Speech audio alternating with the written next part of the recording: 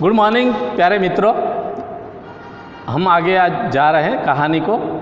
आपने देखा था कि सम्राट को अपराधी घोषित करना बहुत ही कठिन काम था शिशुपाल के लिए, क्योंकि जो अपराधी था वो तो सम्राट था, राजा था। राजा को कैसे अपराधी घोषित करे? शिशुपाल करे भी तो क्या करे। एक और वे न्याय मंत्री थे और दूसरी ओर सम्राट के सेवक। वो न्याय मंत्री था तो न्याय का काम भी उसे करना था, और दूसरी ओर उनके सामने सम्राट था और उनका वो सेवक था। परंतु न्याय की दृष्टि में सम्राट और साधारण व्यक्ति में कोई अंतर नहीं होता। जब न्याय देने का है तो आदमी बड़ा है छोटा है ऐसा नहीं देखना चाहिए, सही तरीके से न्याय देना चाहिए। लेकिन हमारे भारत में आप देखते हैं सही आदमी को न्याय नहीं मिलता है। अगले दिन शिशुपाल दरबार में पहुँचे। सम्राट अशोक सिंहासन पर बैठे हुए थे। आते ही उन्होंने शिशुपाल से पूछा, अपराधी का पता चला? अगले दिन शिशुपाल दरबार में पहुँचे।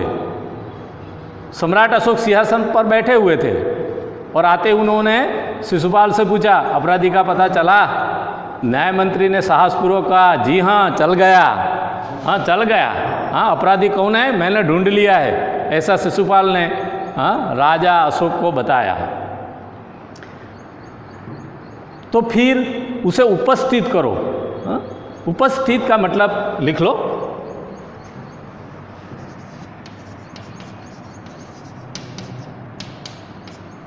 उपस्थित उनका मतलब होता है हाजिर। सम्राट अशोक ने बताया कि भाई जो अपराधी है उनके हमारे सामने उपस्थित कर दो, हाजिर कर दो। न्याय मंत्री कुछ रुके, न्याय मंत्री रुक गए, फिर अपने उच्च अधिकारियों को संकेत करते हुए बोले। संकेत इशारा।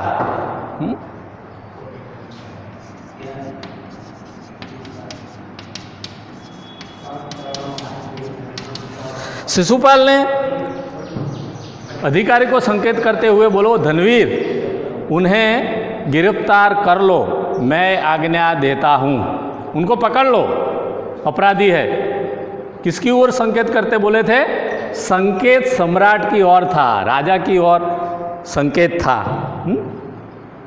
शिशुपाल ने बोला कि राजा को पकड़ लो, राजा अपराधी है।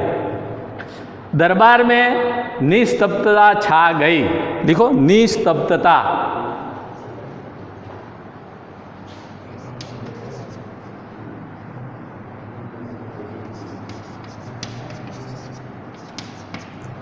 उनका मतलब है शांति। दरबार में शांति छा गई। सम्राट का चेहरा क्रोध से लाल हो गया। जब शिशुपाल ने राजा को अपराधी घोषित किया तो सम्राट का जो चेहरा था वो क्रोध से लाल हो गया। वे सिंहासन से खड़े हो गए और बोले, इतना साहस? हाँ शिशुपाल तूने इतना साहस किया?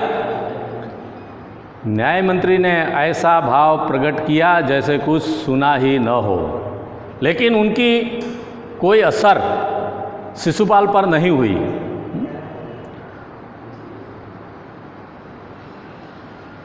उन्होंने अपने शब्दों को फिर दोहराया, धनवीर देखते क्या हो, अपराधी को गिरफ्तार कर लो। गिरफ्तार करना, पकड़ लेना। ये सम्राट अपराधी है, उनको गिरफ्तार कर लो। दूसरे ही क्षण में सम्राट के हाथों में हथकड़ी पड़ गई।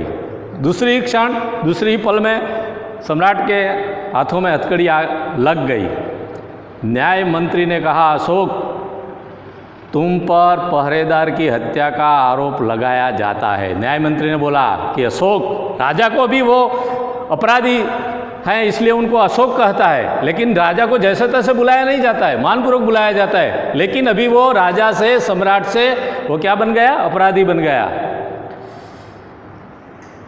दूसरे ही क्षण में सम्राट के हाथों में हथकड़ी पड़ गई। न्याय मंत्री ने कहा, अशोक तुम पर पहरेदार की हत्या का आरोप लगाया जाता है, तुम इसका क्या उत्तर देते हो? तुम पर पहरेदार की हत्या का आरोप है और तुम उनका क्या उत्तर देना चाहते हो? सम्राट होठ काट कर रह गए। होठ काटना मुहावरा है।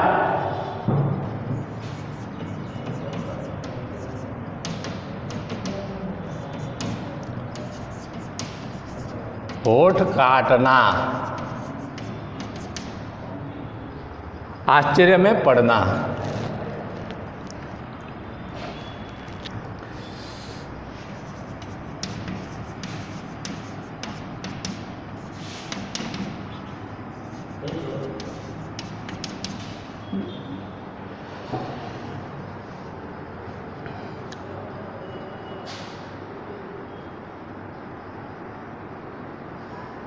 तो सम्राट तो ऐसा सुनकर आश्चर्य में पड़ गया। न्याय मंत्री ने फिर पूछा, तो तुम अपराध स्वीकार करते हो? न्याय मंत्री ने सम्राट अशोक से पूछा कि तुमने जो अपराध किया है उनका स्वीकार करते हो? हाँ, मैंने उसे मारा अवश्य है, पर उद्दंड था। हाँ, उद्दंड का मतलब क्या होता है? हाँ, अविवेकी।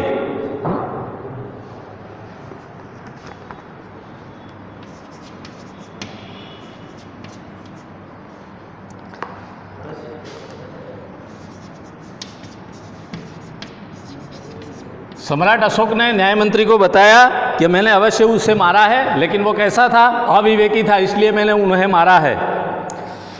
सम्राट का उत्तर था, वह उद्दंड था या नहीं?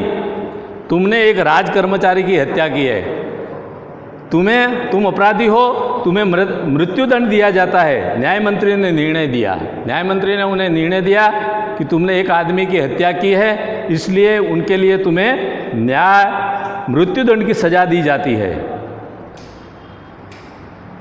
सभा में सन्नाटा छा गया, सभा में मौन छा गया, कोई कुछ। न्याय मंत्री का निर्णय सुन सम्राट ने सिर झुका लिया। हाँ, जब न्याय मंत्री का उन्होंने न्याय सुना तो अपना जो सिर था वो ऐसे झुका दिया। वे तो स्वयं शिशुपाल की परीक्षा में सफल हो गए थे। हाँ, शिशुपाल ने परीक्षा ली, उसमें सम्राट भी सफल हो गए थे। सम्राट का हृदय ऐसे व्यक्ति को पाकर गदगद हो रहा था। हाँ, गदगद हो जाना।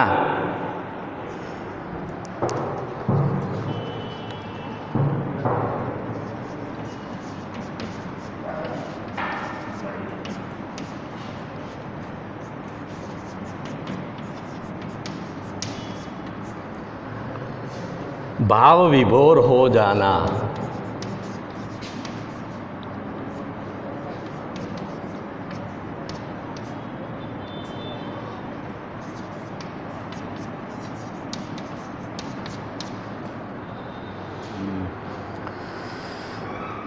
सम्राट का हृदय ऐसे व्यक्ति को पाकर भाव विभोर हो गया। तभी न्याय मंत्री का संकेत पाकर एक कर्मचारी सम्राट अशोक की सोने की मूर्ति लेकर उपस्थित हो गया। तभी न्याय मंत्री ने एक व्यक्ति को और इशारा किया, संकेत का मतलब इशारा होता है, और सम्राट अशोक की सोने की मूर्ति लेकर एक व्यक्ति वहाँ हाजिर हो गया। न्याय मंत्री ने खड़े होकर कहा, सज्जनों, यह सच है कि मैं न्याय मंत्री हूँ। शिशुपाल ने बताया कि मैं न्याय मंत्री हूँ, और यह भी सच है कि अपराधी को दंड मिलना चाहिए। अपराध करने वाला व्यक्ति कितना भी बड़ा हो तो भी उन्हें सज़ा तो मिलनी ही चाहिए, उनको दंड मिलना ही चाहिए। और कोई नहीं, अपराधी और कोई नहीं, स्वयं सम्राट है। और शास्त्रों में राजा को ईश्वर का रूप माना गया है। जो राजा है उनको शास्त्रों में ईश्वर का रूप बताया गया है, इसलिए उसे ईश्वर ही दंड दे सकता है। इसलिए मैं राजा को कोई शिक्षा नहीं दे सकता, दंड नहीं दे सकता। अतएव मैं आज्ञा देता हूँ कि सम्राट को चेतावनी देकर छोड़ दिया जाए। इसलिए मैं कहता हूँ कि सम्राट को चेतावनी देकर उनको छोड़ दिया जाए, और उनके स्थान पर सोने की मूर्ति को फांसी पर लटका दिया जाए, जिससे लोगों को शिक्षा मिले। शिक्षा का मतलब सीख। शिक्षा का मतलब क्या होता है? सीख होता है।